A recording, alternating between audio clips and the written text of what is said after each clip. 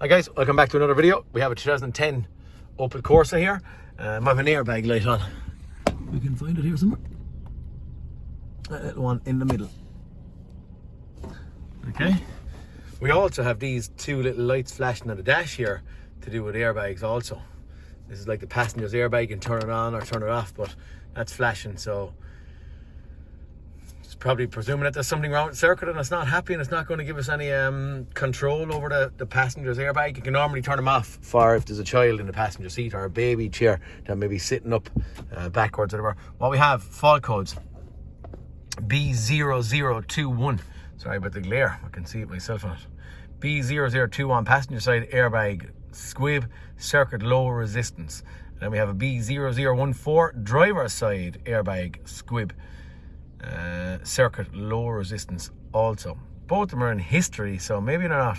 This one actually, sorry, I was going to say that both of them have history on them, but that one is current. So maybe someone was playing or messing or something like that. First thing I'm going to go doing is have a look at live data and we'll just see. What I have seen a couple of times on the likes of these yokes, don't get caught with them, is the different scan tools can give you different readings for or different fault codes. They might give you, I see on Renault Traffics and stuff, they give you the passenger side. If we had a clock spring gone in behind the steering wheel, they give you a passenger side airbag circuit open or high resistance, whatever it may be. But lo and behold, because they're French and the French drive on that side, tis the driver's one will be wrong, but they're telling you the passenger side. So just watch on some of these. What I do is I look at sometimes a bit of live data and see my live data. We should have somewhere between the different cars, different numbers, 2.5 to 3 ohms resistance in what we have here. Look, is our driver's stage 1 squib circuit resistance 2.9, driver's stage 2 squib circuit resistance 2.9. You can see all the rest of them. Driver side airbag squib circuit resistance ohms 2.6. They're all kind of around the same. Might be an interesting one just to graph. Maybe I'll graph both of them. 0.5, no, that seems very low here. Passenger side airbag squib resistance. I'm just going to see if I turned our steering wheel around, do I get any kind of a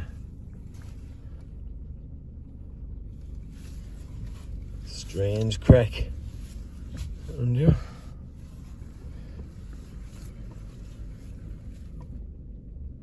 That's me still turning the steering wheel.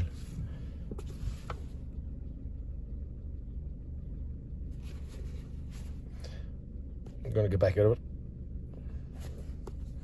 Clear codes, initiate code clearing. We'll see what's actually okay.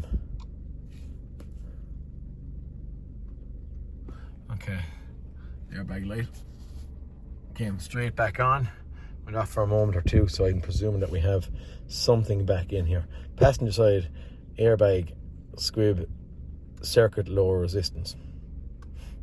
Interesting. Low resistance, actually. That is what we were looking at, the number that was 0.04 rather than 0.29. So I'm thinking that it's this thing, it's this thing that we're not actually happy with. Just gonna see pre-tensioner. I'm only looking and reading through the data bits here. I think that anyway, this is going to be our problem here. We need to figure out what the heck is going on here. What I'm getting from the description it has here is passenger side airbag squib low resistance. So the actual airbag should have 2.8, 9, whatever the rest of the PIDs are going to be of resistance in here, I believe. Now, I don't know from that. What I'm seeing is that we're going to potentially have some airbag circuit nearly shorted out by the looks of it, because we've 0.5 of an ohm. I wonder if we press the switch, does it do anything to that? What I do sometimes here is you've seen me at this before. I create fault codes. So I get into a circuit, wherever the circuit may be, just to pinpoint where I'm at. If I'm in at the passenger's airbag, disconnect the airbag and I'll open circuit that. Now I want to see, does the car see that as being the passenger side airbag? If the car sees that as being the passenger side airbag, well, now it's going to trigger a fault for that. Or if I open a circuit and I had a fault in that same circuit already, well, then I'm going to be on the correct component. If you're getting what I'm saying. So if I open the circuit here in the driver's steering wheel, here, I'll get another fault code for here. And if the car's scan tool and the car are telling the truth, I'll get the driver's side when I open this one.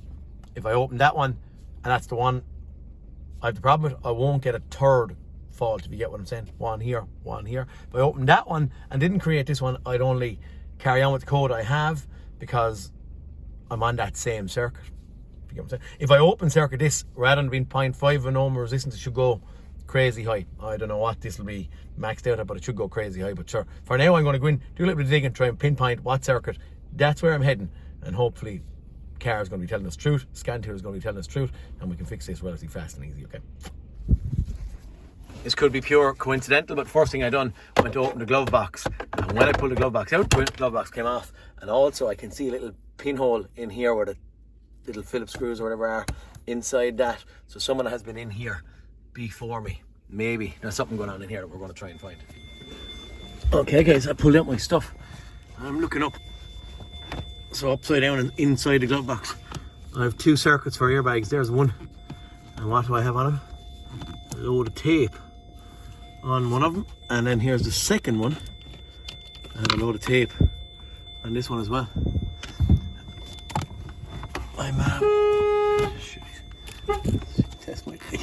That's my leg popping off the horn there. I might kind of wedged in an awkward spot here. I can't. I was going to try and do this pull off and see which PID changed me. There is some kind of a locking tab up here. I would like to get this off while I'm live on camera, but look, maybe not. I'll pause out and I get it off. Got to take off this one first. Okay, I have gotten off that block connector, and as we can see here, it is stage 2 circuit, 10.2 ohms. So I'm going to get up, I'm going to disconnect the other one and see does it change this one or this one. Okay, I've opened circuited the other side of it, and then it's the other PID that has gone high. So those two circuits, even though they're taped up and botched up, they are okay. We have to chase after this thing. It could be in the seat. So it could. Something on the passenger side anyway. I'm going to get in and keep on pulling. We might go back actually and have a look for faults. So I'm now creating faults, if you understand. I'm not worried, bothered about creating faults. Passenger side airbag squib. What did we have?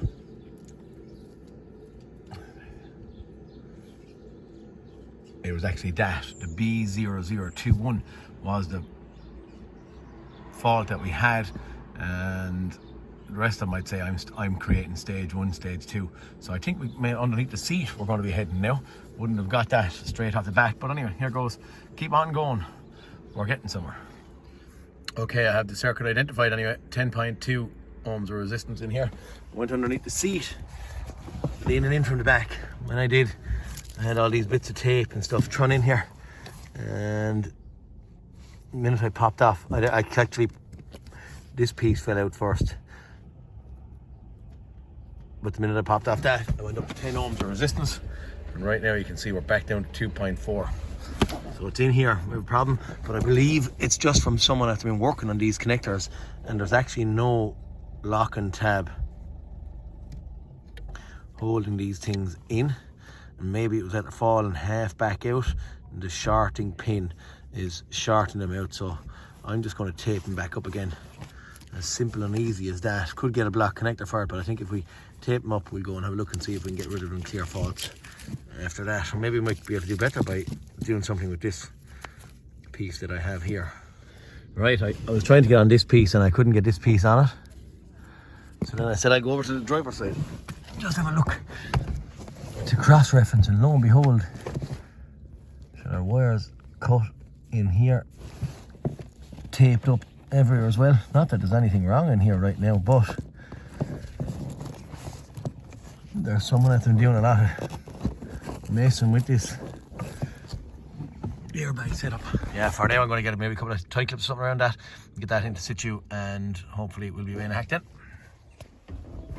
Okay guys, all I've done is ran 2 tie clips around that bracket, and hopefully she'll sit in our place and hold on. And that's as good and fancy as it gets. It's kind of queer, isn't it? But I might do a little bit more, maybe tidy in or try and get these wires a little bit up underneath the carpet there or something. But and that we might clear faults.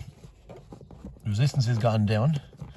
So if the resistance has gone down, fault codes are going to go away for us. And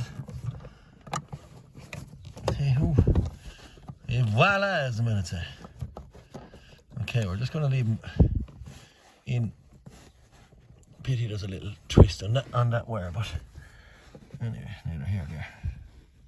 I don't know what you're looking at. Maybe I should have unraveled that before I put the tie clip on it, but it's in there, it's held. That yoke is not off it at all. This little piece, whatever the heck is that coming off of, I don't know, but pick it up. Things over here. Our resistance is still the same here. I get it. Clear codes. I've done this already just to get rid of the other 3 or so that I created. I think I actually created 4 from the passenger side. Codes. No codes present. Our airbag light has gone off in here. That's a seatbelt. If you can see it, that's a seatbelt sign. And I'm in the back of the car, so I'm zooming in, and the 2 lights flashing on that are gone off. That's it, boys. Not very exciting for today, but sure. Look, hints and tips any good to you? Please like and subscribe, and I'll talk to you next cartoon. Peter Kennedy, signing out. Sound, boys.